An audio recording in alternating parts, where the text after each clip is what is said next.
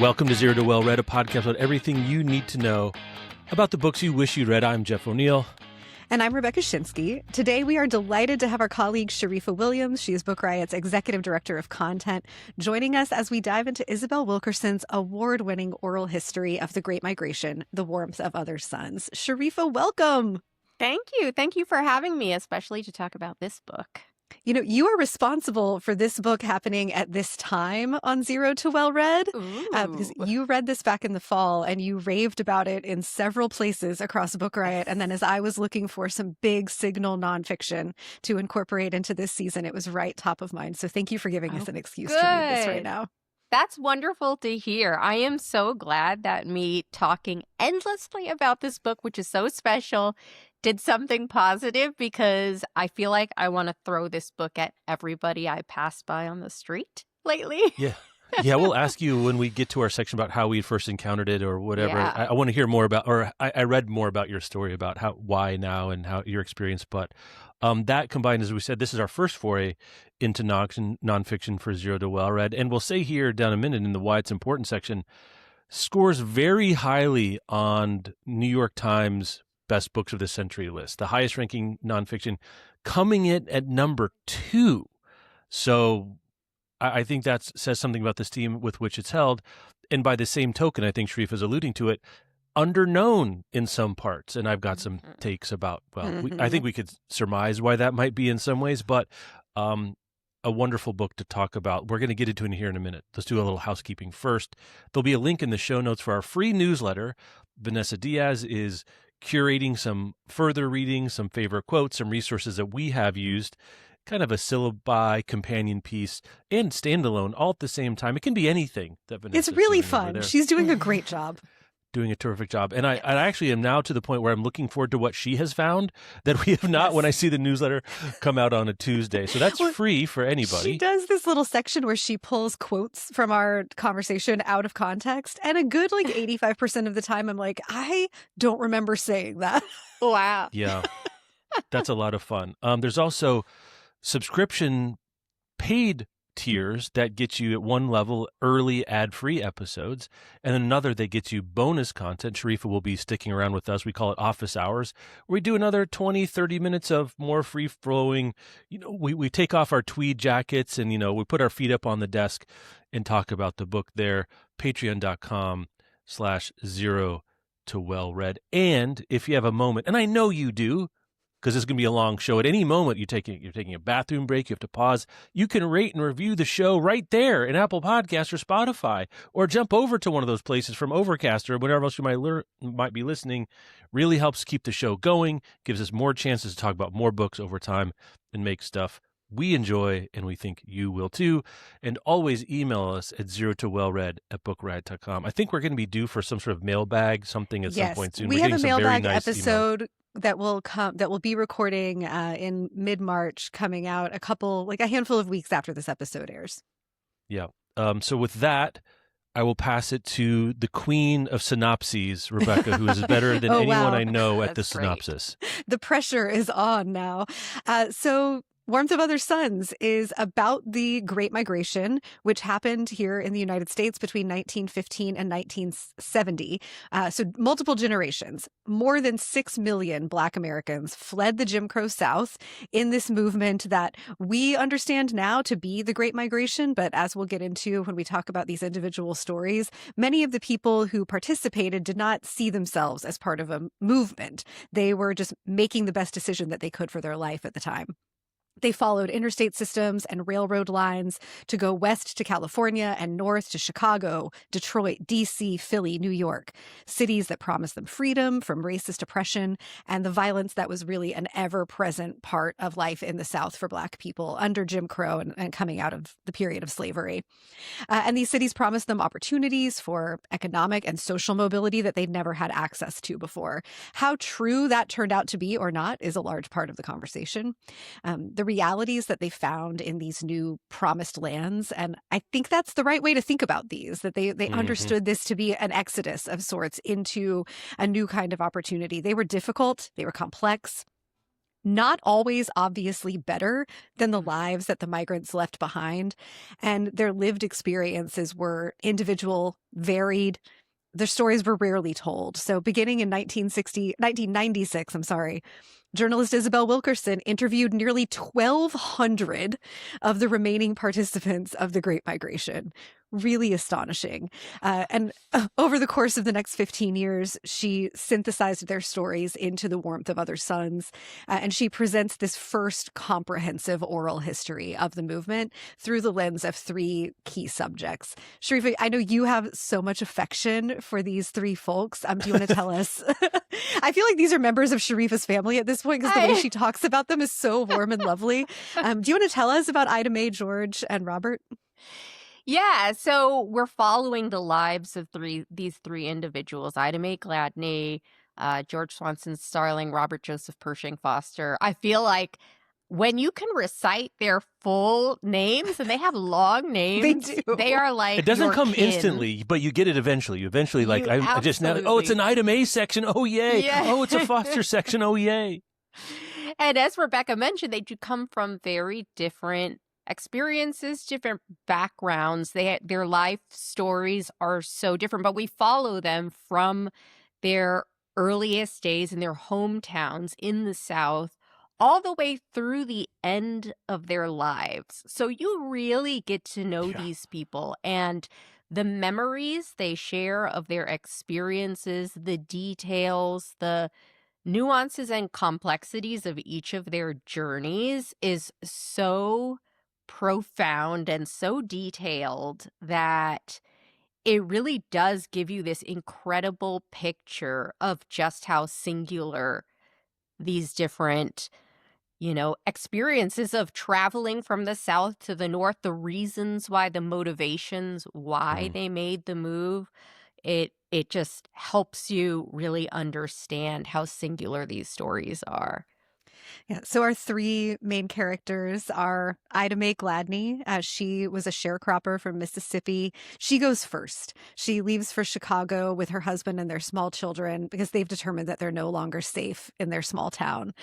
This is like early 1930s, I believe, when Ida Mae leaves. Yeah. Then there's George Starling, who thought he had escaped Florida when his father allowed him to go to college, but the money ran out. He was forced to return home. And then he returns to Florida. He works as a fruit picker, and he begins organizing other laborers to strike for better wages. And this, of course, attracts unwanted, negative, scary, threatening attention from local officials, from white people in power, from the folks who own the farms where he is picking.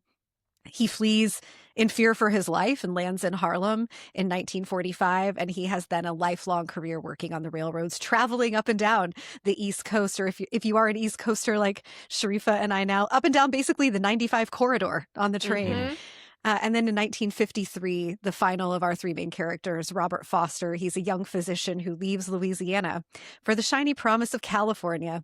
And he eventually becomes a local celebrity of sorts, a pillar of his community, the personal doctor to Ray Charles. Wild. There wasn't when I first read that, I was like, wait, is this real? Am I having a stroke? Like, what is happening right now? I had an out loud holy shit to that.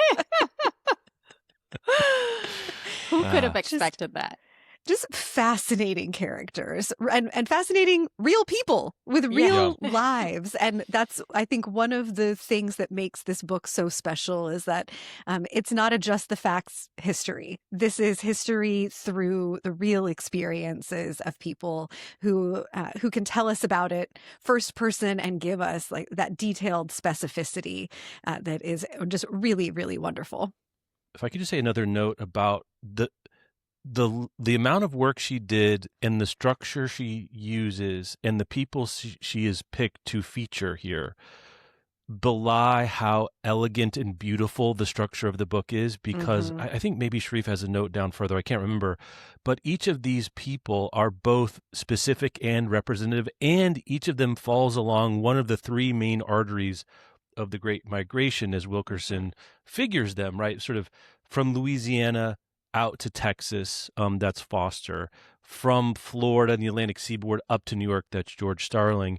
And then from sort of the central South, in Mississippi, Alabama, up through the industrial Midwest, up sort of Chicago, St. Louis, Detroit. Ida Mae ultimately lands in Chicago. And so these structural pieces sort of feed back on each other in a way that if you don't really think about it, it feels so natural, which is beautiful. But I just want to highlight for people how amazing it is, because I'll get down to this in a minute of reactions. Like, the amount of work that goes into this, the amount of nonfiction all of us have read, very little of which is as elegant and plain as this, also are as readable at the same time. And how she's done it and what it is go hand in hand. And you can't talk about one without the other, I don't think. And this is such an accomplishment and a real joy to read. Yeah. And if you are a person listening who's like put off by the idea of a 650 some odd page nonfiction book, and there are a lot of reasons that you might be. A lot of nonfiction is really difficult and pretty dry. First of all, only 550 pages of the paperback are text. You get like 100 pages of notes. Yes. So there's that. But this is the highest caliber of readable and enjoyable. Yes. It's enriching and it is incredible on the sentence level. Wilkerson is a great researcher, but also just a really terrific writer. Yeah. And as somebody who has really been repelled by U.S. history because of high school textbooks and the way we were taught in the classroom, I have found that reading a story like the one Wilkerson writes, where she's bringing together these broader concepts and these broader pieces of history and putting them beside these individual stories. The puzzle work is amazing here. Yes. It really is. But it really helps you remember like these pieces of history that are so important to have in mind as, you know, we are in current day even. And I thought it was really successful at educating while also, I don't even want to use the word entertaining, but really helping you feel immersed in the history and the stories. Yeah, immersive is a great word for it. And like, boy, it goes down easy.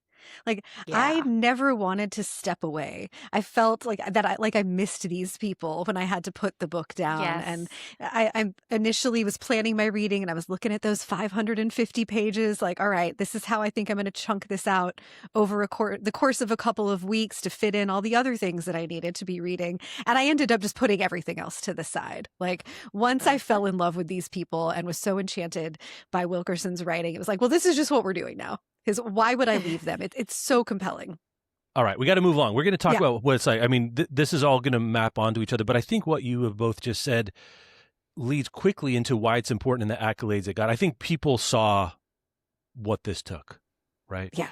It was very much recognized at the time as being a remarkable work. So it won the National Book Critics Circle Award for Nonfiction, NYT, New York Times, for people that don't know the acronyms that we use or maybe don't think in acronyms, and Publishers Weekly both had in the top 10 overall for the books of the year in 2010. As I said before, it was number 2 in the New York Times retrospective New York Times 100 Best Books of the 21st Century. I guess we should say here that the three of us had votes in that. We did. That poll. That's right. And I voted for this, and I don't know if you want to, and we didn't talk about reviews. We talked about our ballots before.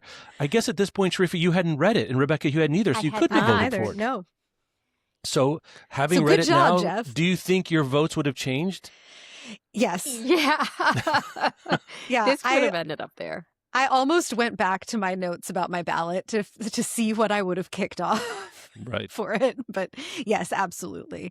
And I don't care for the number 1 pick on the New York Times list. Right. So as far as I'm concerned, we can call this the best book of the 21st century so far.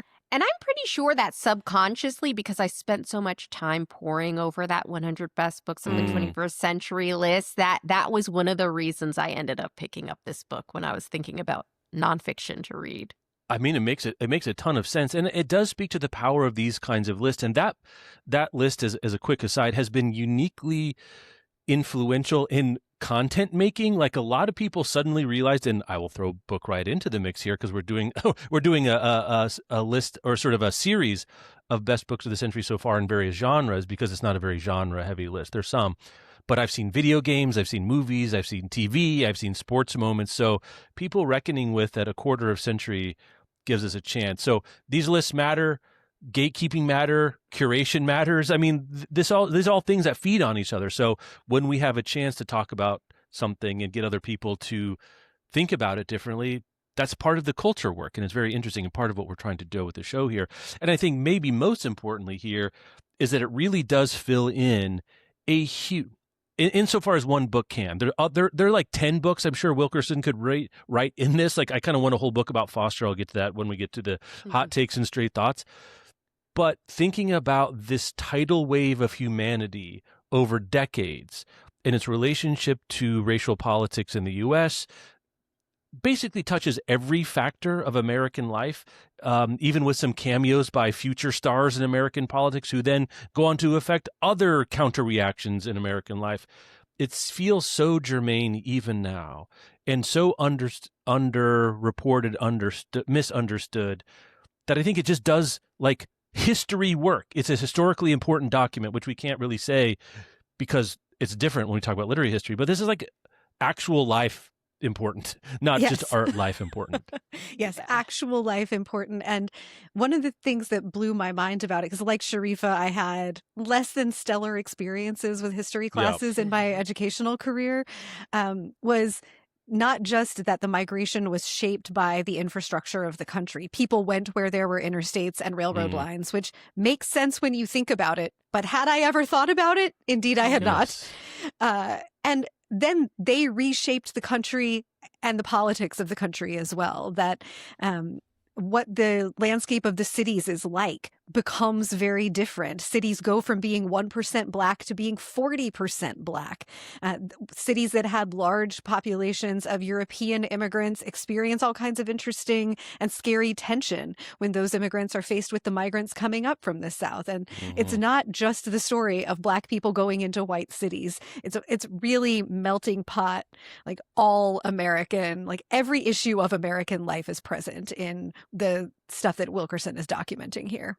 Yeah. And I will say also, like, as an African American person, like the whole idea of studying your genealogy is like so out there for us. But, you know, I am a product of the Great Migration. And even as somebody who is a product of the Great Migration, I didn't have all of that information about like where everybody ended up moving, how some, like my family could end up from North Carolina to Oakland. Like, how does that happen? And so this was so eye-opening. It does absolutely speak to the broader American population, but it also gives something to the African American population of like, well, this is a way to help you start understanding the story of your own lives and your own families and how you got where you are.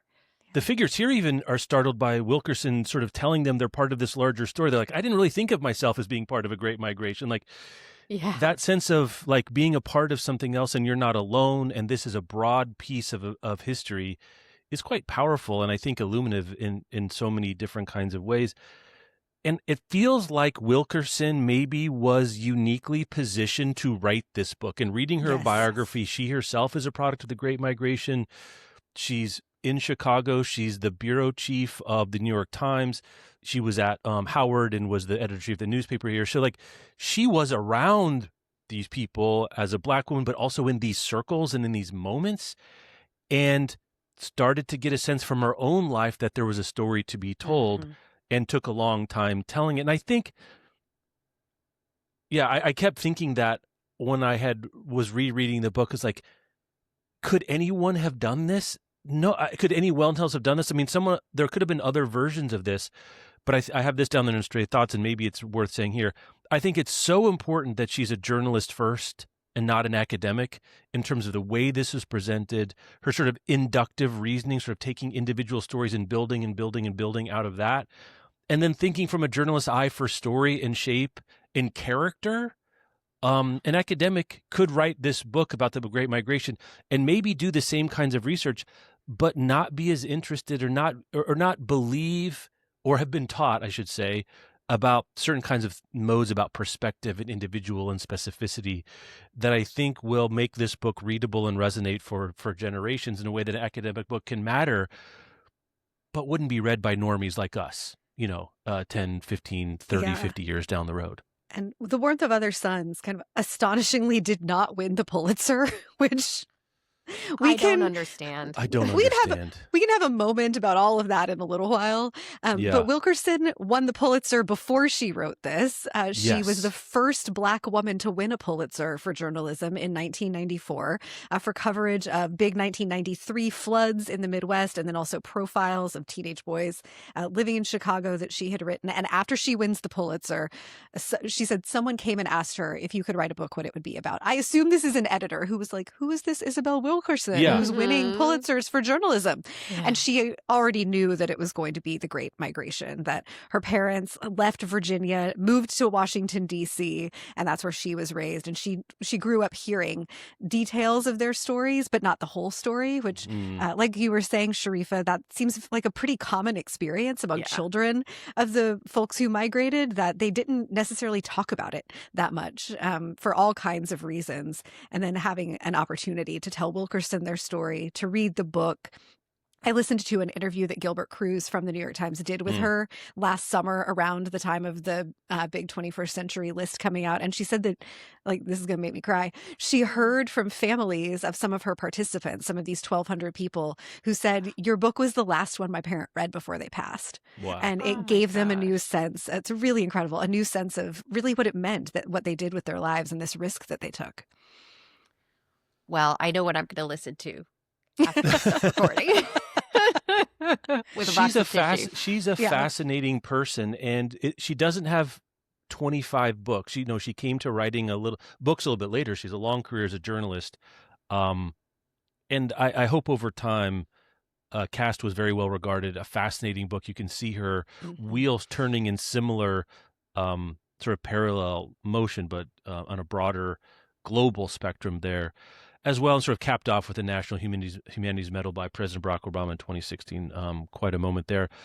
B.O. himself makes a cameo appearance at the end of this book in a very fascinating That's and moving way with Ida Mae going to her local police precinct meeting, and a young Illinois senator comes to press the flesh there.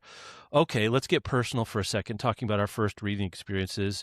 Sharifa, we've teased this. Tell us about how you picked this up and what it was like to come to this the first time. Yeah, I mean, I have been thinking a lot about U.S. history and politics lately, and I have always felt like I sort of had a lot of gaps in my education about this country's history. And I have been wanting to fill in those gaps, but there are so many books out there. Yes.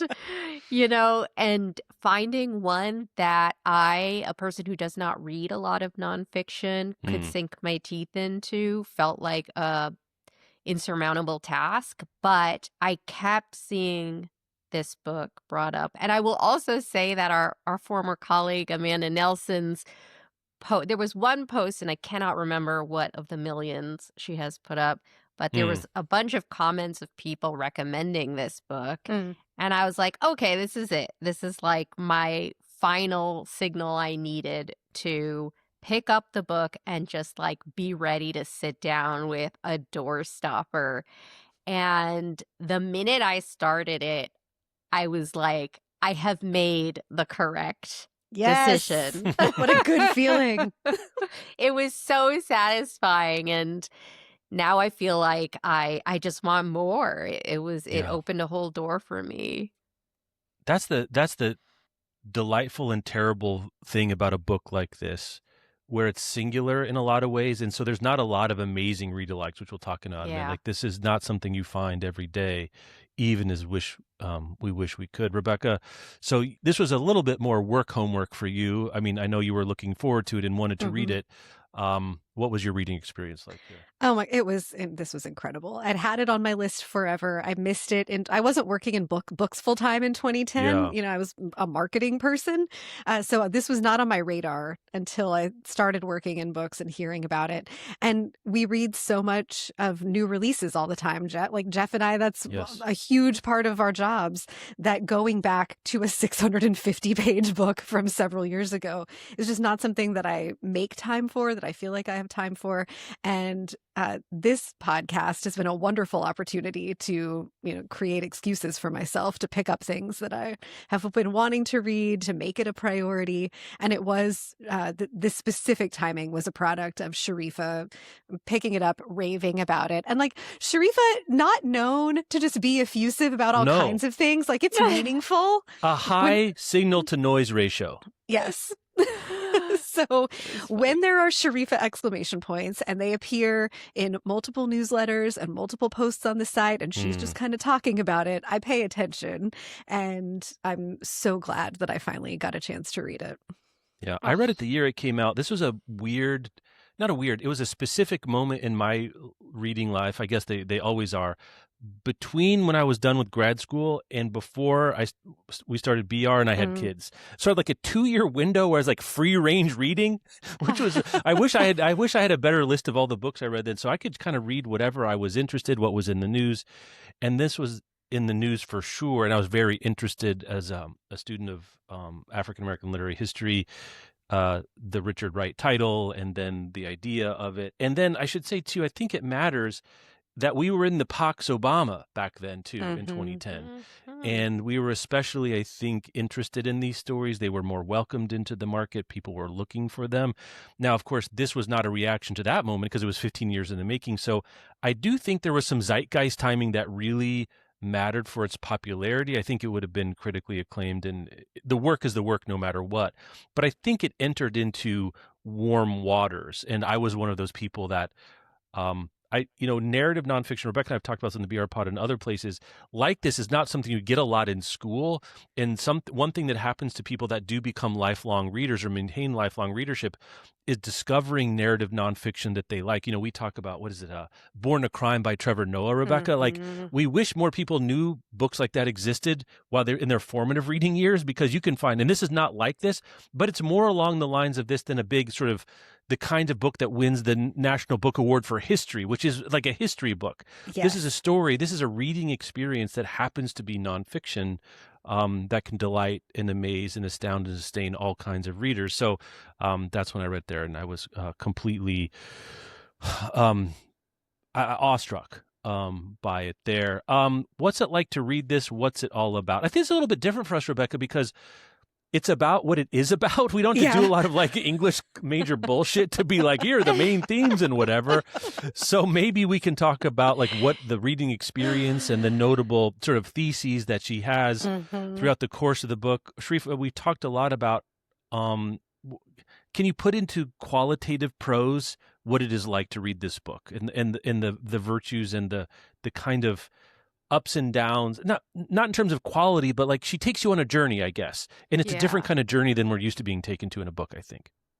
Yeah. I mean, immersive is definitely the word I felt in my bones while I was reading this, because it felt like I was truly transported to these times and places I have never been and experienced. And it really felt like I was in the mix, in the lives of these individuals, and feeling the suffering they went to, the frustrations they experienced, the terrors of living in the Jim Crow South, and also the huge uncertainty of migrating to a completely different place with only like the words of family and friends who have been out there before, and whatever papers they could find about like trying to convince them to move out there, and really just starting their lives over again. So it was a very powerful experience to like go through, like you said, this journey with them. And an unforgettable experience. Yeah, it's Rebecca, like you this. have a note here about this. Oh, yeah, maybe you were Yeah, getting I would right say into it's the just like structure. really. I'll talk about that too. But I Yeah. found it to just be along the lines of what Sharif was saying. This really potent and unusual mixture of harrowing and hopeful. Like when Robert Foster leaves Texas or leaves Louisiana to drive Mm. across and ultimately go to California, and he's driving for like 24 hours straight because A survival thriller horror novel in like Yeah. 15. Sorry, that. Go ahead. Yes, you can leave the Jim Crow South, but it's not like as soon as you cross over into a non-Jim Crow state, everything is hunky-dory and safe for you immediately. And just like how detailed and terrifying that experience was and how Wilkerson renders it. It does feel like you're on the edge of your seat. Toni Morrison, also not known for just blurbing stuff willy-nilly, Right. called it profound, necessary, and a delight to read. And I think that totally captures it. But to me, the structure is the magic that Ida Mae, George, and Robert live and migrate at different times. But rather than showing each of their stories individually or dropping us in to visit them at various points on the timeline, like, which is a way that a lot of these kinds of books work. It's like, here we are in 1940 and Ida Mae is doing one thing and George is doing something else and Robert would be doing something else. The thing Wilkerson does is organize their stories by seasons of life. So we see all of them as young people together. And then we see all of them at the moment that they decide to leave. And then we see all of them as they have made the journey and all of them becoming established in their new lives. And that makes it easier to connect and follow what's happening because the emotional arc points in one direction. And I just thought that was such a genius choice. And I haven't seen anybody do that with a book like this. That's a great point. And roughly the first third is this, and so though their stories are interleaved, the three main, I don't want to say characters because they're real people, but we'll use characters here because I don't have a better word for it right now, are then interleaved with some historical context. Protagonists. We do protagonists. We do get quotes from other scholars. We do get Wilkerson's remarkable archival work. This is another interesting thing about the genesis of this book. It was a transitional time in terms of research. She didn't have access to Google and JSTOR. Like she was doing more of the traditional archival stuff that some of us, I'll throw us all in the same basket here, though I'm a little bit older, we're doing in like high school, right? Or would have done in some of our college papers before the technological innovations we have today, which is the grunt work, the gumshoe detective but of reportage is really important there. And so you do get how she connects these individual protagonists to the larger stories. And because she has done such copious interviews, she has the ability to pick sort of the perfect troika to show the diversity of experience, but also shared experiences at the same time. And that's what she's really trying to do. She's saying these are representative of larger conditions, larger experiences, and you spend time with them at different points of their lives where by the time they sort of strike out, you're like, oh my God, I totally get it. Why you're doing this, right? And then the middle third of the book is them sort of surviving, coming to North, finding their place of the world, making it or breaking it. And then the last third is like the consequence of that integration or lack thereof and what has changed and what hasn't in their own relationship to their lives in the South and sort of where they die. I had forgotten that how emotional I got in the last third as these people exit stage right. And it is not a story of the migration, the Great Migration being triumphant nor a disaster. It is the story of humans on the move and all that entails. And some of them are highs and some of their lows. It was not an unalloyed success, nor was it a mistake for all these characters. And I think that truth is part of the bittersweet beauty of it. And I'm not sure, Sharifa, how did you find your experiences? Like, as you come to the end, was there a lesson here? Like, did you buy Wilkerson's argument? Like, did you have sort of an emotional or intellectual takeaway from the book? Well, it was interesting because I definitely found that Wilkerson was sympathetic to these individuals without, obscuring their flaws and, Robert's ego, for instance, and the gambling and the jitterbug surgeon, all of that stuff. And then like when you come to the ends of their lives, there isn't this sense of like intense satisfaction. Like everything there's so much closure. Everything is put neatly away. They got what they wanted, but that was better for me because it's a complex story that deserves to be told honestly. And there was no sort of neat thesis for me at the end of this book. It was just that this was something that was huge and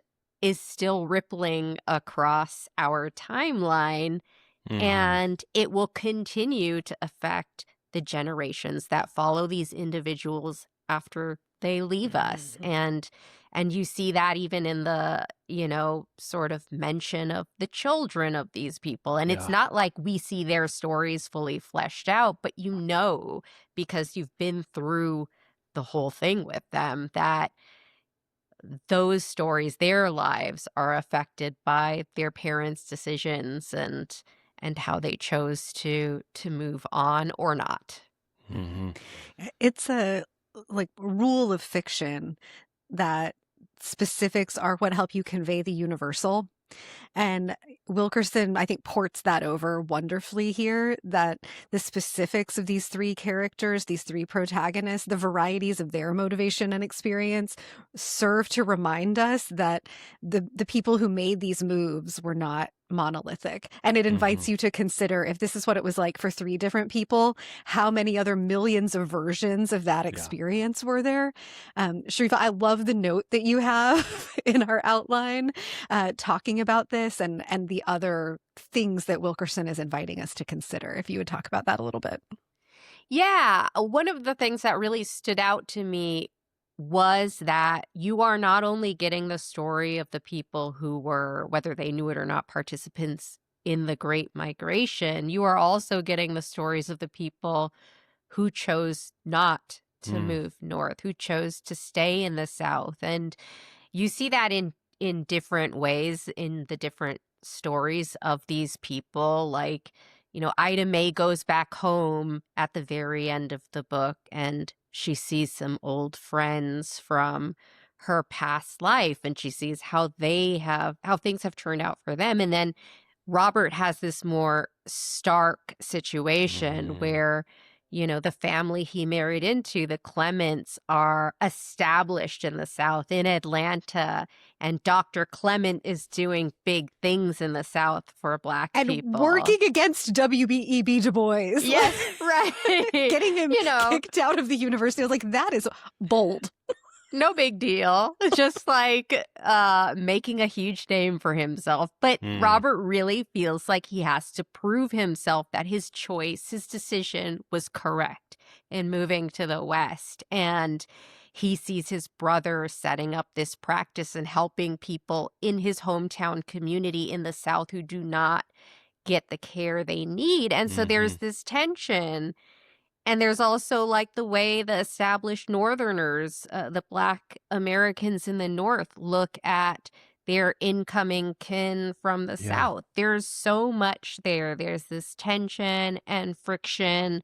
And you could write a whole other book about the people who chose to stay. Yeah. And there's so many specific details. I think this is the journalist eye. Well, she knows a good illuminative detail when she sees one. So, getting your car washed a mile outside of town when you're coming back from Easter so that you put on the right show. You get George talking to post Jim Crow, sort of trying to figure out which of the Black passengers on the train would be amenable to hearing, you don't have to move when they come say you should be moving. And doing this, the most sort of complicated social negotiation I can frankly imagine for sort of moderate stakes. Like it's dehumanizing, but it is actually just moving from train car to train car. It's not like Underground Railroad, but it's part of his work. It's part of his life's mission. It's part of his service to Black people and it's part of his history. And then you also see that Wilkerson has chosen three protagonists from various socioeconomic backgrounds to try to get some breath, where Ida Mae is more working class. George, for the time, is more of a middle class, working on the train is more of a middle class job. And then Dr. Foster is sort of upper class as you can get at this moment, and into sort of the real meaningful upper class in California later, gambling addiction aside there at the end. I think another thing that is so fascinating too is to see her weave in history and academics, but also the art, the poems and stories and quotes and newspaper articles. Like there's a multi-textual element to this that I think really captures, or it does as well as you can, captures the broad impact of this movement on all walks of absolutely Black American life, but American life in total. And there's one moment that I marked, and I don't actually think I highlighted it, but she includes a lengthy excerpt. She doesn't do many lengthy excerpts, but one is a survey, I think it was in the Chicago Defender, asking folks who had come north to sort of talk about their experience. And the first question is, why did you come? And there's like 12 answers. And the first 11, the first word is freedom. Freedom, freedom, freedom, freedom, freedom, freedom. And I think that is the thing that she is trying to capture, that freedom is the thing, but what are all of the other ramifications of that move? And it's not simple, and it's not always, and maybe mostly, realized. But this is a story about people looking for freedom.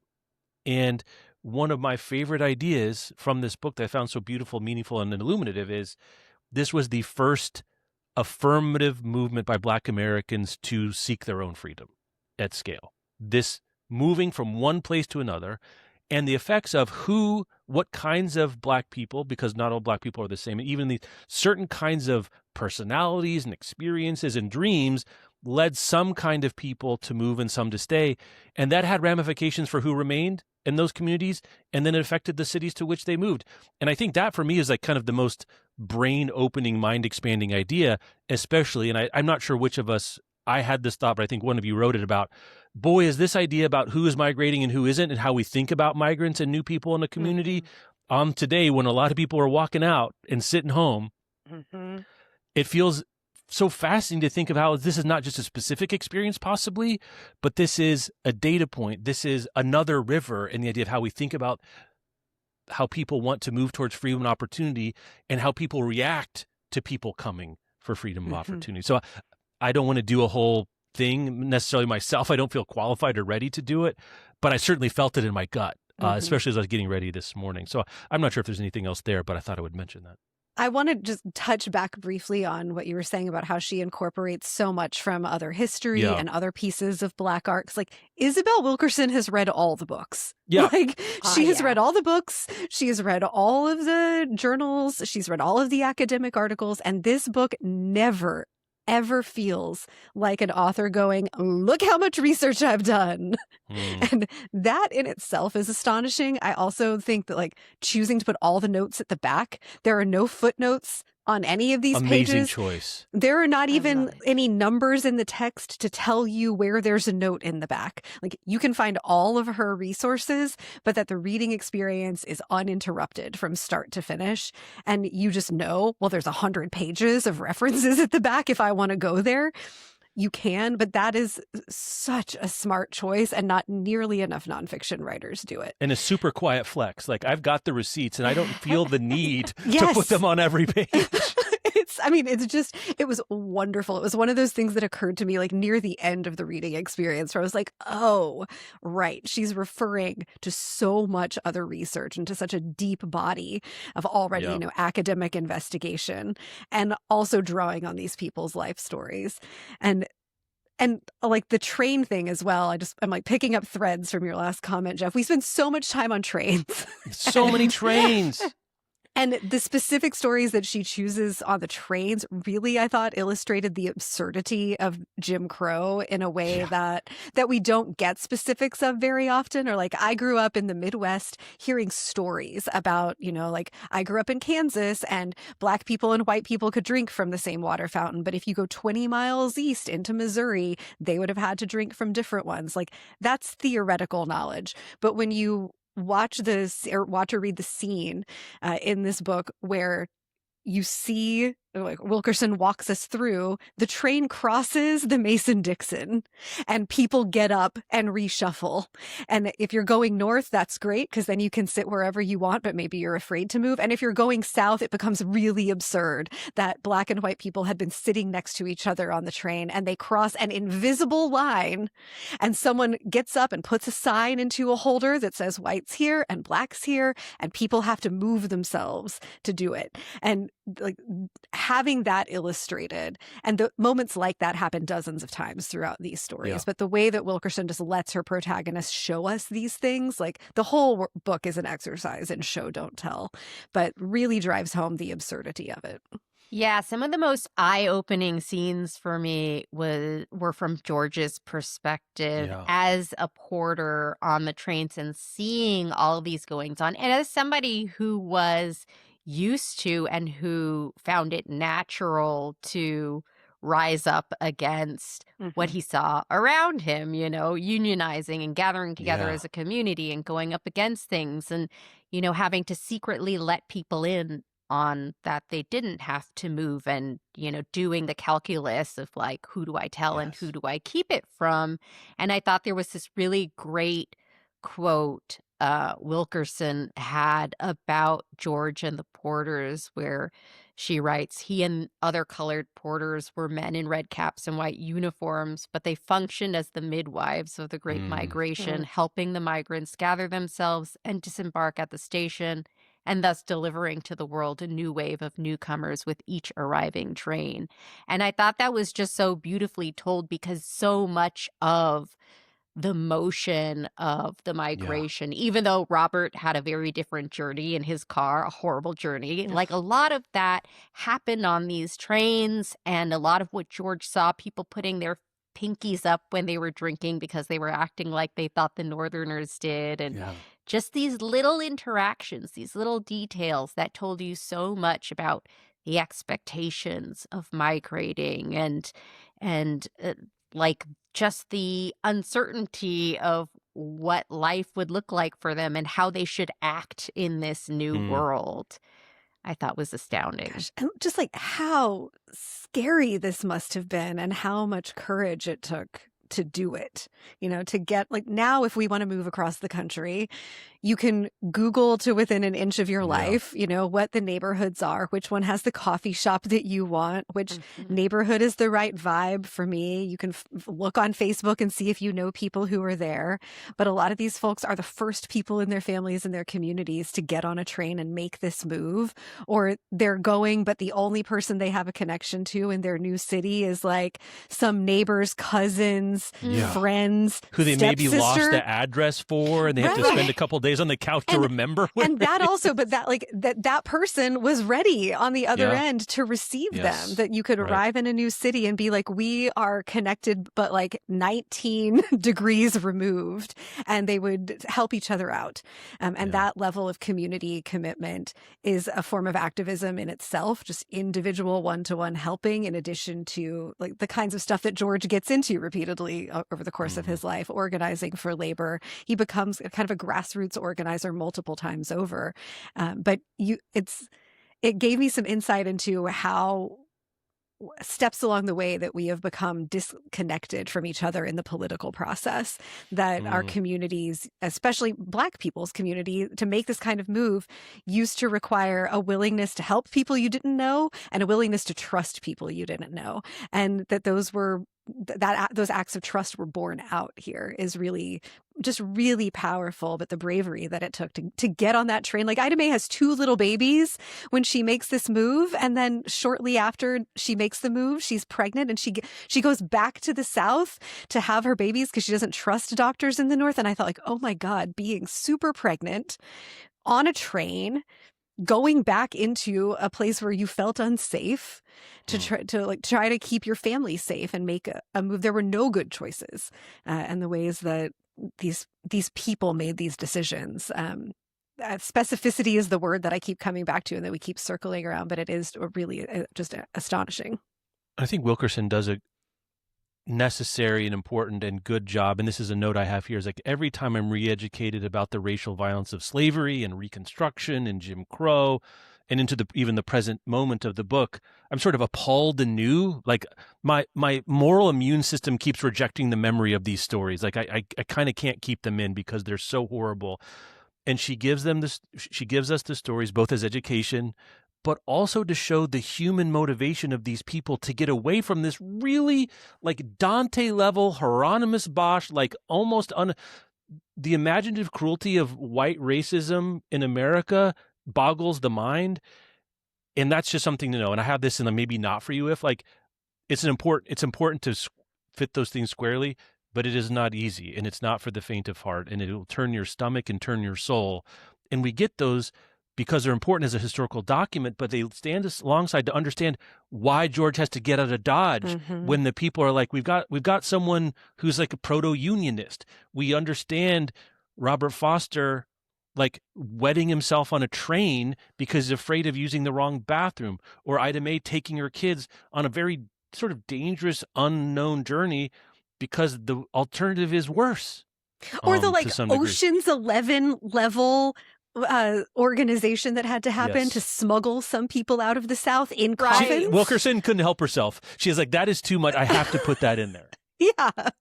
Smuggled them out in coffins with the participation of undertakers on both ends of the train lines. And the morticians, baby. We didn't even know. I just blew my mind. What a great story.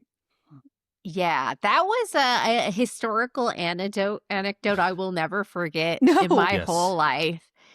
Yeah, I have a hard time even, especially when we're thinking about like the things they had to accomplish to get where they got and the way things had to work out. It's hard to fathom today how any of this would work. Like how it would be possible, because you do have to have that big, deep-rooted community. You do have to have that trust. You do have to have that, I don't know, ability to fling yourself into the unknown. And it's just not something that I feel exists in the modern era, like that sentiment and that, you know, willingness. I'll spoil one of my reading suggestions that I was going to unleash on Rebecca to see what she thought, because I know we both love Salido by Javier Zamora, but that book I kept thinking about.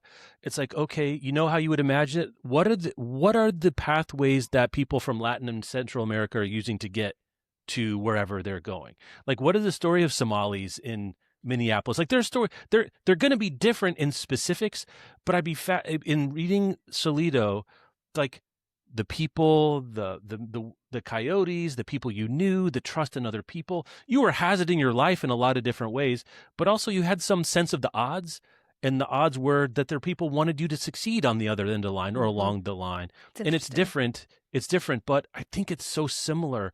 The homologous structures of feeling and structure are so remarkable too. And like, Wilkerson does a really good job, and this is a problem of history, and frankly, a problem of understanding the world for me, I'll say, is trying to bridge the gap between sort of each individual's experiences and motivations and big structural wheels of time stuff, right? Because both are part of it, and I think it's dehumanizing to just do the system stuff, and it's too weird and idiosyncratic to not do the system stuff. And I think this is about as close as you can get to trying to sort of take the bull by the horns of that and ride it. A little bit. So it's one thing to be like, there are established systems that shape people's lives, and there were racist structures, and many of them are still in place. But Wilkerson like shows us that. It's just not the same. Like one story of someone mailing himself in a box and being put upside down accidentally for 6 hours, like I feel like is more impactful than like structural racism is real, even though structural racism is more sort of quote unquote important or effectual there. So I think that's one of the other sort of, I guess, narrative political lessons of the book is how you deal with that reality at the same time. All right. I think this is my favorite section of the show, Sharifa, our stray thoughts section. Would you like to lead off with a stray thought here?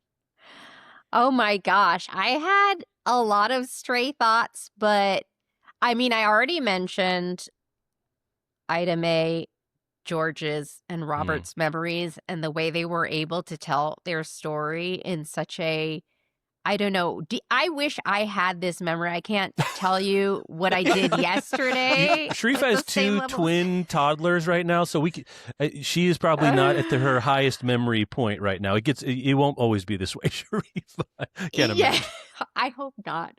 But I think like one of the things that really struck me as I was reading was this feeling of like, it must have been hard to live up to these expectations that you made this big move and now you have to prove yourself. Like, you have to almost prove that you got success, whether or not you did, like sending more money than you really have to support yourself back home so you can show your family. Yeah. And like I had been reading a while before I picked up The Warmth of Other Suns, Mules and Men by Zora Neale Hurston. And there's in the introduction to the book, she's talking about like, she's actually saying like, I know that when I go down to Eatonville to collect, African-American folk tales, people aren't going to really be running up to my car to see how fancy I am and stuff. But I was thinking about like that. You even have to say that, like, because it was a big deal to show up. People did, as you said, wash their car before they went back to their hometown. They had to show up like they were on top of the world. And it must have been so difficult, not only to migrate, to go up north not knowing what your future looked like, but to have to kind of fake it till you made it in a way so that you could tell yourself and your family and friends that you did the right thing. I just thought like that was astounding. The ultimate in imposter syndrome for some of them. Like Robert never feels like he has succeeded, when by all outward measures he has. But that's just a bottomless pit that he's trying to shovel assurance to himself and his community into. And what an impossible position to be in. Yeah, Robert is one of the most successful of them when it comes to money, wealth and place in society. But I think Ida Mae ends up being the most satisfied of them. And, she comes from this really blue collar background and almost made the trip up north because she had to, because her husband had made the decision. And, it's this sort of like, how do you find satisfaction? How do you settle yourself like in your soul with this new life and this new place you've moved to is a question I'm still grappling with after reading this book. Yeah. What is Isabel Wilkerson up to right now was my number one stray thought. Like when I kind of warmed back up to the book and reminded me, I was like, oh my God. And I had read Cast, and Cast is very good, but I don't think it didn't hit me in the same way this particular book did. And I have no idea. When she mentioned that her father was a Tuskegee Airman, I'm like, I would read. I will read whatever she wrote, but it made me think, I wonder, Black people in the military over time, because that's one of the specters of influence if you hear of like people going to war, but also the war. But it could be something else. Like with Caste, she's taken a wider spectrum to look at caste and how that affects cultures around the world. I would believe anything at this point, but I would certainly be excited to see it. I also had the thought that a companion anthology of poetry and primary sources by itself would be a landmark work. Firsthand accounts, diary entries, poems, plays, oral histories, like, kind of the Shoah project for the Holocaust, but for the Great Migration would be a fascinating document and museum or whatever else. I mean, it could sustain its own museum within American history as well. That takes me to my most repeated stray thought through this reading experience. Release the tapes. Yeah. Release the tapes. Like, I want to hear some of these interviews. It made me think about like enhanced audiobook experiences that I wondered about the audio. None of us did this on audio, right? No, this would take a billion hours on audio. I went between the physical book and the audiobook. Oh, you did? How is that? Okay.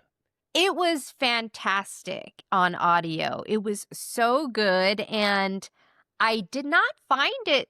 It didn't slow me down in any way. It was actually really helpful to be able to go between the two. But I am a specific reader. Okay, yeah. I love the idea of like a version of this audiobook that is Wilkerson narrating some of the structure and then getting to hear Ida Mae or getting to hear George or hear Robert, or even like we get little tidbits of stories that are presumably from the others of the 1,200 Yeah. people that she interviewed. Like it would be so wonderful. And like, what a gift. They are like, those tapes are somewhere. Where are Isabel Wilkerson? I hope they're in an archive somewhere. Like where are bought these them archives? or wherever they're like, going. Yeah. I want the tapes. And the other thing that I spent a lot of time thinking about is that it is just absolutely criminal that this book didn't win all of the awards the year that it came out. I love Patti Smith, but oh boy. Right. Oh like boy, Patti oh Smith boy, won oh the boy. National Book Award for nonfiction that year. The rest of the finalists are books that we have not thought about since 2010. Like, what were we doing? What were we doing? Eric Foner won the Pulitzer for history. That was awarded in 2011 for 2010 books for a book called The Fiery Trial that was about Lincoln rethinking and examining Foner's great, but that's the kind of book I didn't want. That's the kind of book that puts people off history books. Yeah, that's what I'm saying. Like, no. that's for like people who like to read history books. I think this is the kind of book that people who just are interested in reading will try and find approachable. What were we doing? If you were on the 2010 National Book Award Committee, you owe us some apologies. And I kind of wondered, like Patti Smith is an adored artistic figure, and there was a lot of hype around Just Kids, so I understand that. But I on a broader level, I wondered if the fact that Wilkerson makes it look so easy is part of what worked against her maybe for this, not to mention all of the ways and reasons that publishing consistently undervalues Black stories. But this is like an impossible task. It is so hard to do what she did, and she did it, and she does it seamlessly, and she makes it enjoyable and immersive. And when you pull off a magic trick and you make it look that easy, I think it's often underappreciated. Also, this was her debut, which is hard. Like, she didn't have a lot of cachet. So when we talk about the great debuts of all time, like she's won a Pulitzer for journalism, so I don't want to yada that. But in terms of a book construction, it is. I would imagine Wilkerson herself would be the first to say, in the time it took to write this, a different kettle of fish. But still, no one knew who Isabel Wilkerson was when this came out. So they do know Patti Smith, and sometimes this certainly happens. The Oscars, you win it for like the movie after the movie. You shouldn't have won it for a lifetime achievement kind of thing. But the National Book Awards can be a little artists giving other artists, congratulations. But any other stray thoughts? We need to like retroactively fix that.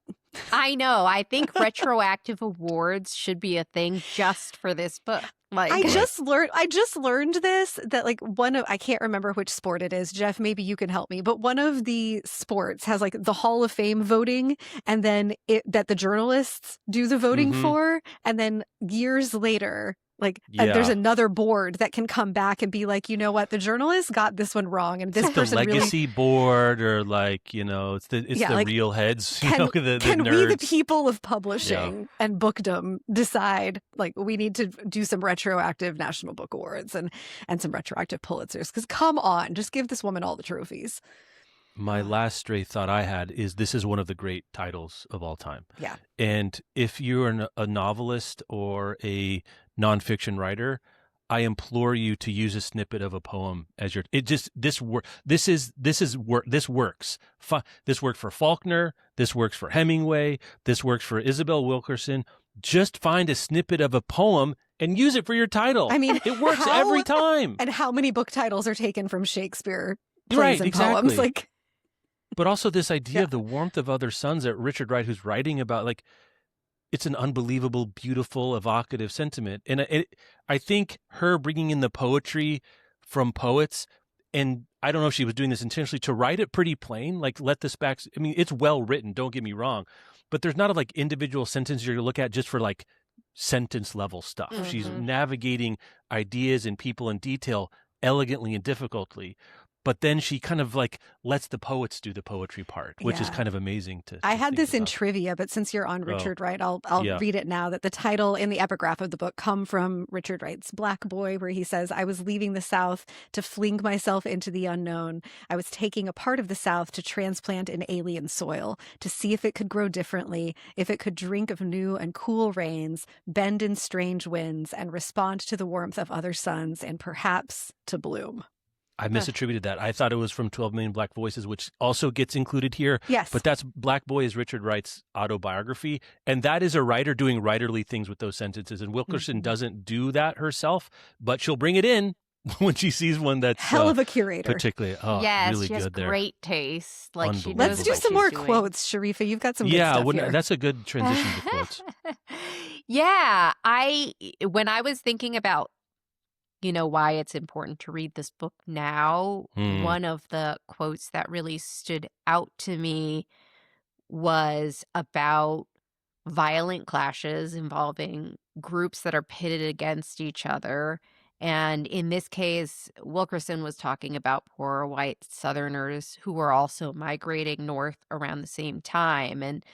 And she writes, they were essentially the same people, except for the color of their skin, and many of them arrived into these anonymous receiving stations at around the same time, one set against the other and unable to see the commonality of their mutual plight. And I just thought, and I think this is why I wanted to read Caste as well, because I just thought this is such a profound part of the American experience. Yes. Is just like everybody is chasing a slice of the American pie, and so often there is this feeling that there is not enough for all of us, so we have to fight over it, like within our communities against other communities. And that just like I had to sit with that quote for a while and think about it in relation to our times.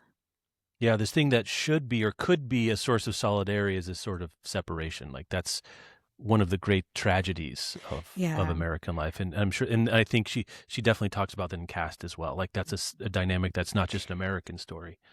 That it plays takes out me in to American ways, but one of my quotes, what few people seem to realize or perhaps dared admit was that the thick walls of the caste system kept everyone in prison. The rules that defined a group's supremacy were so tightly wound as to put pressure on everyone trying to stay within the narrow confines of acceptability. It meant being a certain kind of Protestant, holding a particular occupation, having a respectable level of wealth or the appearance of it, and drawing the patronizingly appropriate lines between oneself and those of lower rank or either race in that world. And you can, when you get to Caste, Sharifa, which is wonderful, like you see in Warmth of Other Suns all the seeds of it, but her choice from the very beginning of telling this story, and then the subtitle of Caste is The Origins of Our Discontent, that it's not just race, but this caste system that the country is built on, and of which race is a part, a significant part, but she's doing such a holistic thing here, and it's woven throughout the text. Yeah. I'll do one long one. I've got a bunch, though I didn't highlight as many as is in our fiction, just because I think you get ideas. We're talking about ideas and strategies much more than individual sentences. Though we could have probably, if we had done it differently, it's like our 10 most fascinating anecdotes or mini stories could have subsided further quotes. I don't want to spoil anything for anybody, though. Yeah, no, that's a great true. point. That's a wonderful point. Here's my lengthy one. Over the decades, perhaps the wrong questions have been asked about the Great Migration. Perhaps it's not a question of whether the migrants brought good or ill to the cities they fled to, or were pushed or pulled to their destinations, but a question of how they summoned the courage to leave in the first place, or how they found the will to press beyond the forces against them, and the faith in a country that had rejected them for so long. By their actions, they did not dream the American dream. They willed it into being by a definition of their own choosing. They did not ask to be accepted, but declared themselves the Americans that perhaps few others recognize, but they had always been deep within their hearts. So doesn't get a lot more evocative and weirdly patriotic and indicting at the same time at the same go.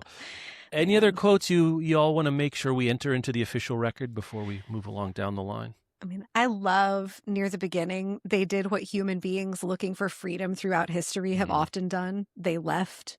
Like that she contextualizes the participants of the Great Migration inside like all of the migratory movements that happened before it, all of the groups of immigrants that have come to the United States, the groups of immigrants that are still coming to the United States, and the ways that we see people immigrating, seeking better lives all across the globe, and that versions of this tension happen everywhere that takes place. And we are seeing it right now in Minneapolis. We're seeing tension between various communities and the government trying to enforce certain things. I think this book is especially relevant. Like a lot of historians and political commentators are talking about ICE right now as being like a modern version of slave patrols. And The Warmth of Other Suns gives you a lot of context for understanding how we got from the end of slavery to this place 150 years later, where it's still happening. Versions of it are still happening.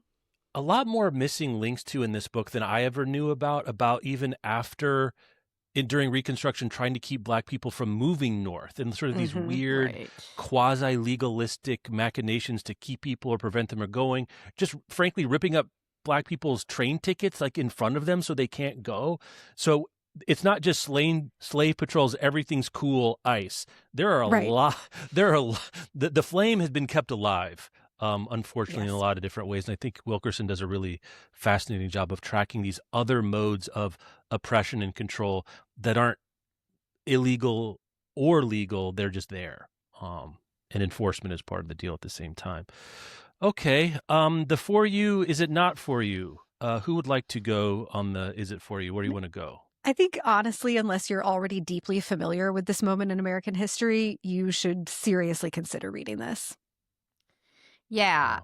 And I think that, like I said before, if you do not think that you will like U.S. history because you also have that memory of textbooks, then you should absolutely read this, because this will change your mind and help you to. I know it's singular, but it's still an example of how history can be told in a really compelling way. You could have a reparative experience there. Yeah, exactly. Yeah. I'll take the con. It's not a con. It's just, I guess, warning signs. Look out for. If you're not an American, it's will be interesting for sure. And all the things we said about Wilkerson's trade craft still exists, but it may not hit you as viscerally as it to those of us who live here and are interested in whether we want to be or not in these concerns. Also, it's worth noting terrifying true stories of racial violence that Dante would have been like, whoa, about. That's part of the story. As bad as it gets, and worse than you can imagine at moments. So I'm not sure what else to say, but we like to let people know what they're walking into, and that is part of the deal in American history and this book as well. Interesting to turn to our mortal questions that Art asked Rebecca. We haven't applied these to nonfiction before. I have not previewed this to my own self, so we'll see how we go. Sharifa can help us translate if this makes sense.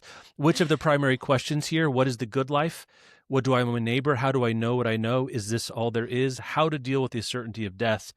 What else might there be? What's the deal with good and evil? And a new addition to our ranks, free will or not so much? As I read those, wildly applicable even to this, it seems to me. Yes. Because, I mean, these people are asking these questions in making the decision to change their lives in this way. They are looking for the good life. They're showing up for their neighbors. They're relying on their neighbors.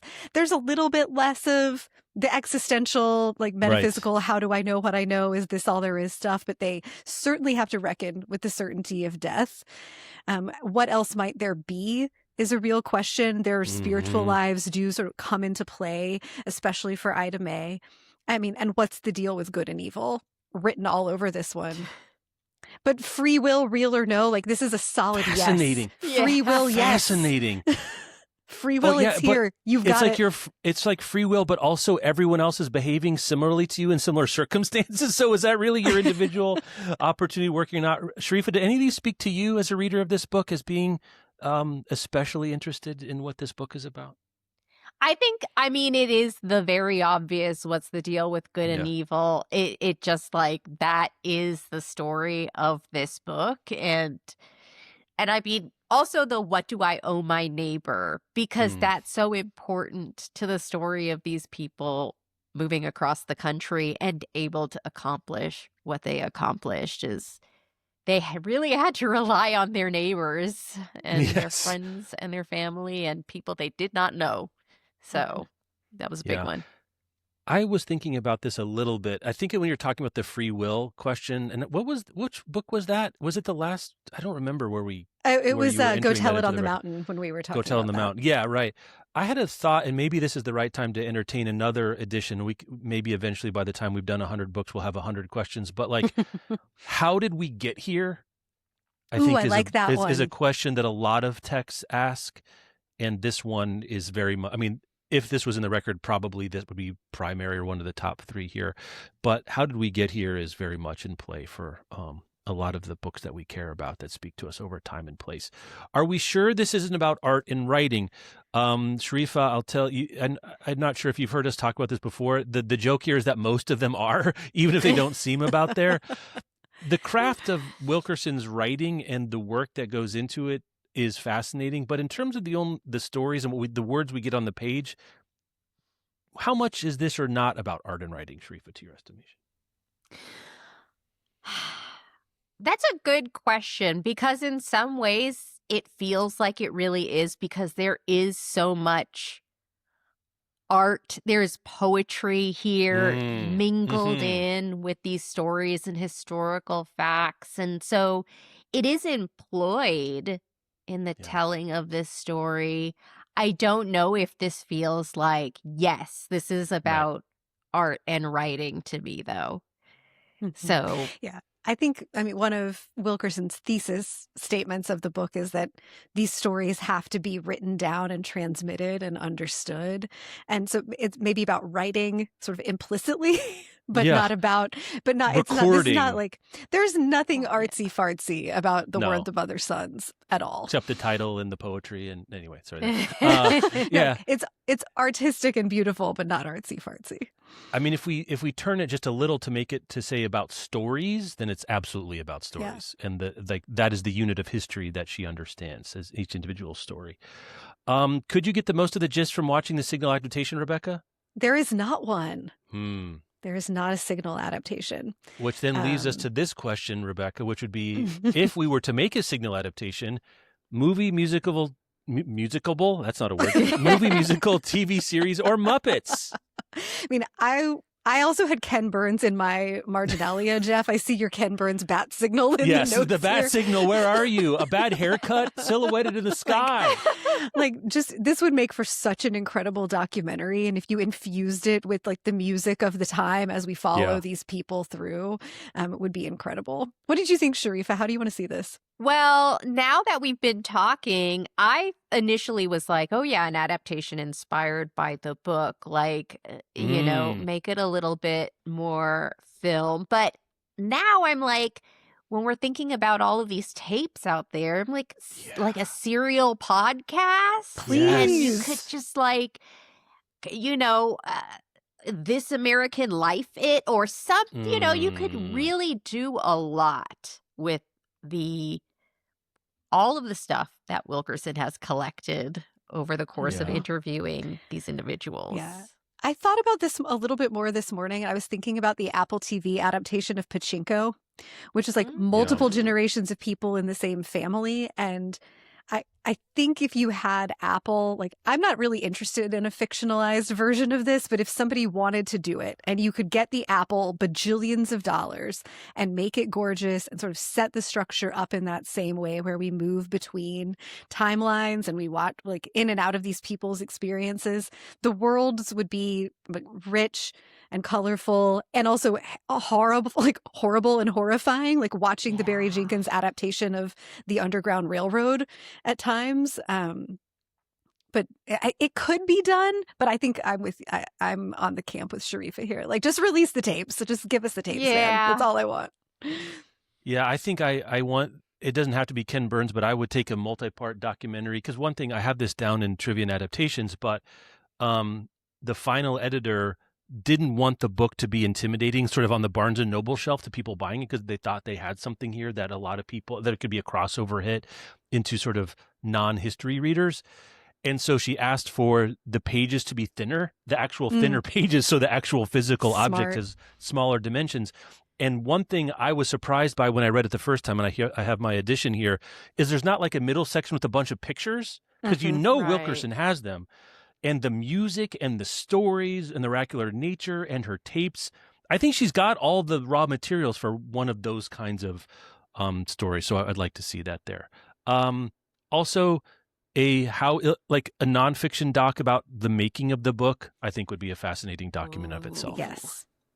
That would be amazing. Miscellaneous trivia, adaptations, rumors, misattributed quotes, and etc. These are unsigned by us, so I'll leave you to pick who entered what here.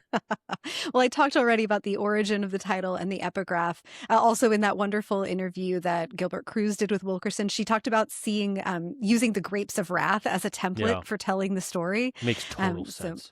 So that was really interesting to hear. Sharif, I think you have a couple others. I don't know if I put any down. Oh, I think these are maybe mine. Sorry, I should have signed them. That's why we assign these to avoid this sort of awkwardness. My bad.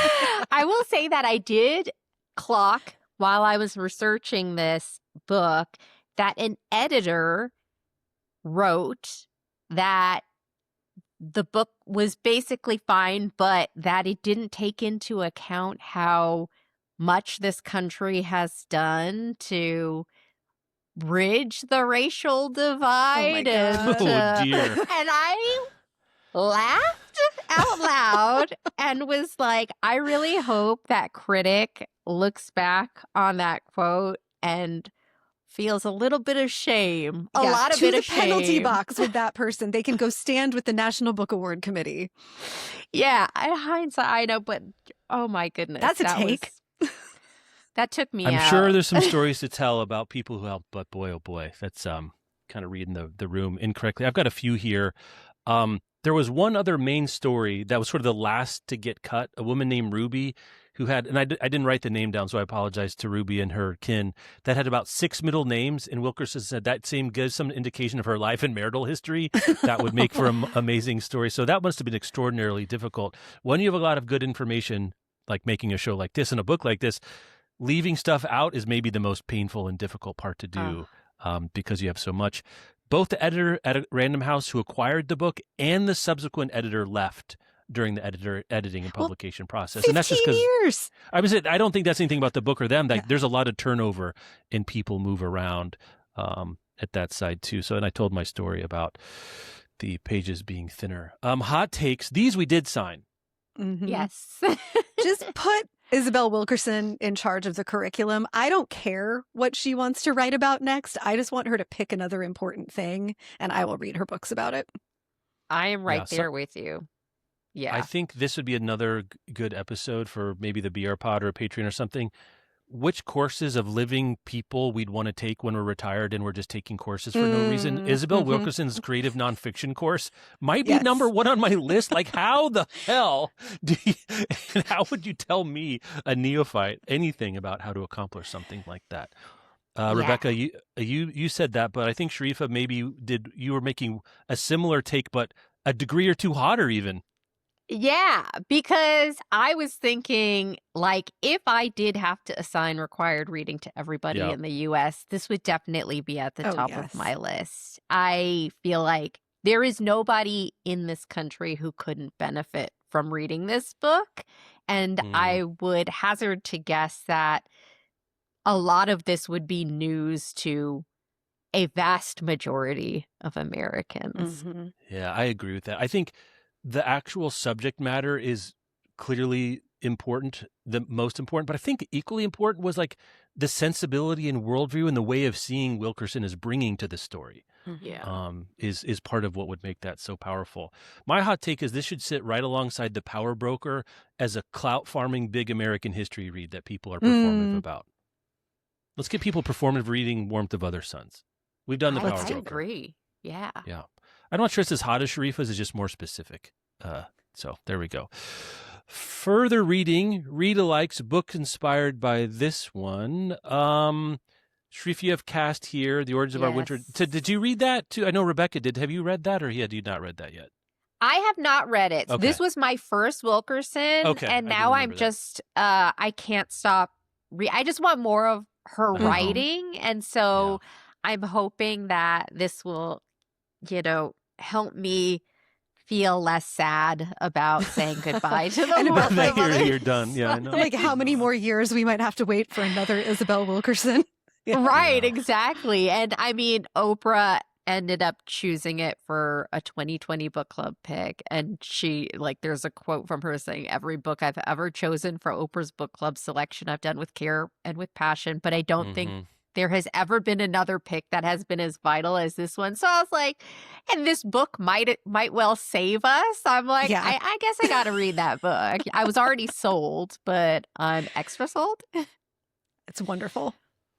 Good. My Rita likes, like, especially stuff we've talked about on the show already, Their Eyes Were Watching God by Zora Neale Hurston, for a story set in the Jim Crow South. You know, the main characters of that book stay in the South, but this is happening around them in their lives. Go Tell It on the Mountain for auto fiction about the first generation of kids in New York after the Great Migration. And then something more recent, Between the World and Me by Ta-Nehisi Coates, certainly feels like a descendant of this generation of writers and thinkers.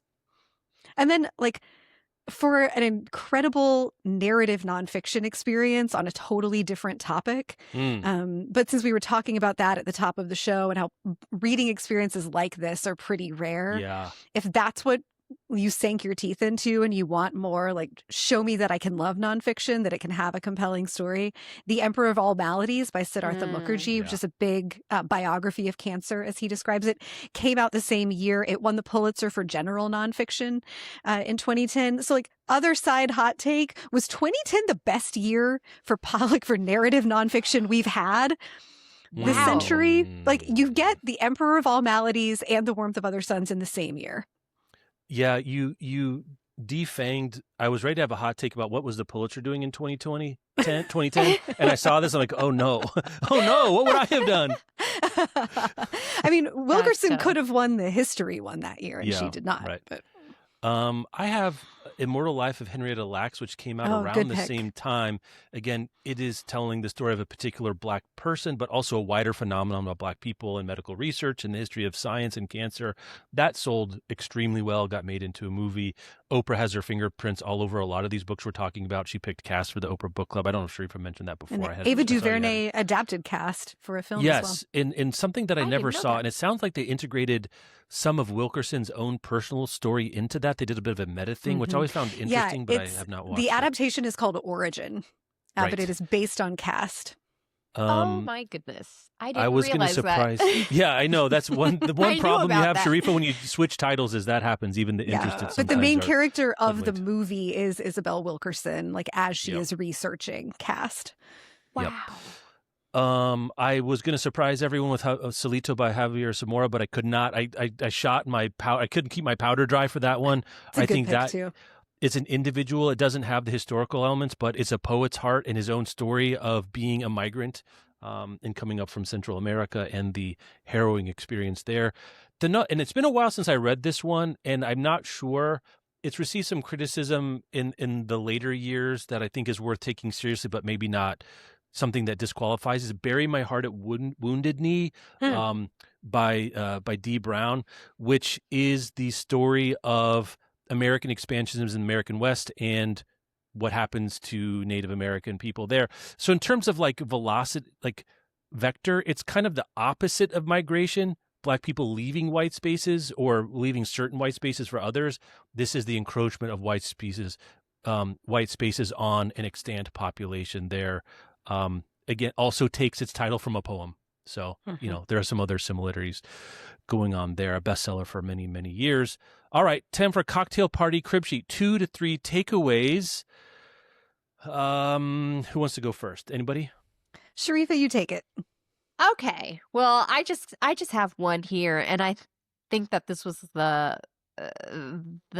is the thing I would take away from this book, is that Jim Crow is not a relic of U.S. history. It really does. And as you read this book, you realize it represents the systemic ways we have and continue to oppress Black Americans to enrich the white ruling class. It becomes so obvious when you read this book. So I thought that was an easy one to use out there. Yeah. We touched on mine a little bit through the show, but I think Wilkerson really captures that the personal is political, even when we don't recognize our Yeah. personal choices as being political. And she's using really intimate portraits here of people who participated in the Great Migration to remind us that historical moments and political movements are made up of individuals who are making countless decisions, big and small, that change their lives, but that literally change and reshape the world. And the way that she moves between these individuals and the impact that they had on the U.S., their cities, like every layer of community is really incredible. I've kind of previewed mine a little bit. Sometimes a meaty anecdote gets people hooked. So maybe tell the story of the logistics of the Jim Crow train cars, which are horrible and specific. And if they weren't so horrible and specific, they would be silly and ridiculous and like a theater of racism, like almost a Chaplin-esque theater of bias that seems so arbitrary in the time. I was thinking, Rebecca, about something you said earlier. It hadn't occurred to me. At least I think we grew up with sort of similar, well-meaning but flawed educational backgrounds when it came with U.S. history. The dominance of the drinking fountain as the symbol of Jim Crow is a weird, I'd never thought about it before. And I guess that's the point of these kinds of hegemonic avatars, where it seems sort of arbitrary because often the drinking fountains were right next to each other. And it does show this arbitrariness of Jim Crow. But I also think it defangs these other moments where, like, how dangerous it was. And the one that caught me this time that I don't think I'd ever heard before is sort of the unwritten politics of four-way stop signs, where if you're black and the white person gets there first or even close, like all the gymnastics you have to do that are unwritten as far as I can tell, of how Jim Crow seeped into all of these other places. So like these specific moments and then the racial violence stuff. The one that got me this time too was the Mississippi journalist, I'm sorry, I can remember the guy's name, who was challenging segregation, and he just got institutionalized. He just did. Just put him in an institution. There was no pretense that it has anything to do with anything other than wanting to silence somebody. Yeah. The drinking fountain is so banal that it has come to be a metonym for this structure that actually isn't representative like a metonym is supposed to be. In my Midwestern education, the way the Great Migration was spoken of was like, and then black people moved and they got better lives. To make P-51 Mustangs during the war, to make, to be riveters because we needed black people to help with the war effort. It was like a straight, easy line from Emancipation Proclamation to Reconstruction, Shruggy Man, to like black people had freedom and they got on the train and they just went to New York or Chicago and then things were better. And Jackie Robinson and Motown and we fixed it. Great job, everyone. Yeah. You're pointing out the way that like a powerful anecdote can get people hooked. Gave me this mental image of like maybe Sharifa, so that we can achieve this goal of getting everyone to read this. The thing we all do now is we all have to go to dinner parties and we bust out these anecdotes. And when people are like, oh my God, we just reach under our chairs and we're like, you get one and you get just have one and you just keep them on your person at all times. Just everybody's invited to my house once a month on Friday night or something. Like you don't know it, but you're going home with Isabel Wilkerson. Yes, I think that should absolutely. I'm going to order my extra copies. I'm going to vigilante reading recommendations. Let's do it. Our final beat here is our 0 to well-read score. Each one of these categories gets a score from 1 to 10, with 10 being the highest. The 5 categories are historical importance, readability, current relevance of central questions, book nerd read cred, and oh damn factor. 10. Can we just give her 10s across the board? Well, again, this is really constructed for a sort of a literary document. So like the importance of the history in this book is a 10. So I don't know. Yes. The book itself then by nature also gets a 10. I don't see how a way around this that. It will continue to be an important historical document. Yeah. Readability is fascinating. It's long. There's multiple interweaved individual stories along with historical and archival research. So I guess, Sharifa, just to orient ourselves, the ultimate 10 is like a page-turning mystery that you take down in one gulp. This is not that, but it's not that far away from that. Do you have a sense of what you would do it yourself, Sharifa? Do it. I have such a hard time not giving this a 10 because it's a 10. Rebecca knows I'm not going to step on that since you were the inspiration for us to get that. it's just like I had such a hard time putting it down. It Okay. read like that for That's me. a 10. Yeah, That's a 10 for I think you. I even want to say, like, we need to stop being like, this book is long. Like, just think of it as value over replacement 2 novels you were going to read that won't be as good as this. Yes. Yeah. That's a good way to think of it. Current relevance of central questions. 45. Maybe 700. Just yes. Just yes. Another 10.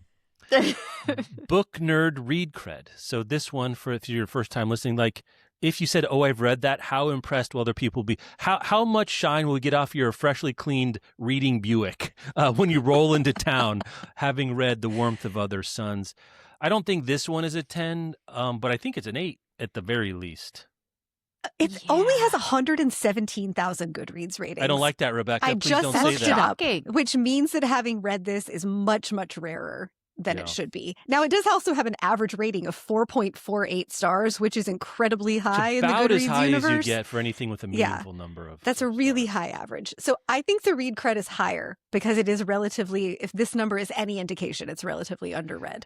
I still think we have a title recognition thing, like where a lot of people maybe will have heard of it, but could they tell you what it's about or who wrote it? Yeah. Again, this is about optics, not about reality. Mhm. So 8, 8.5, somewhere in there. I'm going 9.9. Oh my God. Okay. Great inflation's out Sorry, of you're just control. not in charge today. All right, that's fine. Sharifa and I are just gonna... Banging the gavel. It's so nice to have a buddy, Sharifa. I didn't think this was going to go this way, Sharifa. I'm here to give Wilkerson 10s Yeah, I'm across right, yeah. the board. So This is a real position I want to be in. Is like maybe it should be a 9 and I'm the bad guy and I'm the hater. Oh, Jeff, this is how you get aggregated. This I get yeah. Great. It's a real look I want to be having right now. Oh, damn factor to 10. Just fine. 10. There you go. There you go. Wasn't that hard? I think what I found is my 0 to well-read score dictum does not hold up very well to a titanic work of nonfiction. That's what I'm thinking right now. It's a little bit different, but look, it's a fantastic book. I don't know what to say. What a pleasure to get to talk to you both about it and have an excuse to read it again. And I think because it is, even at the moment, it was both timeless and timely. For as long as race is a factor in American life, this is going to be a signal work and important and a monumental work. Absolutely. So we're going to stick around for a few minutes for our office hours listeners here. You can find patreon.com/ZeroToWellRead for detailed show notes, the free newsletter, and the membership options that include signing up to listen to us have what I'm sure will be a rollicking discussion. I've got a couple of questions in the bank for Sharifa and Rebecca that they don't know about. Should be fun to spring upon them. It'll mostly about how I am right and they are wrong. No, I'm kidding. Follow us on socials at That 0 to always Well Read works super well for Podcast. you. Yeah, it backfires, right? I really Wile E. Coyote myself with that kind of stuff. You can shoot us an email at 0towellread@bookriot.com. I want to thank Thrift Books for sponsoring this season of 0 to Well Read and mention that 0 Well Read is a proud member of the Airwave Podcast Network. We did it, Sharifa. We did it, Rebecca. The Warmth of Other Suns by Isabel Wilkerson. Come back soon, Sharifa. Oh, I will.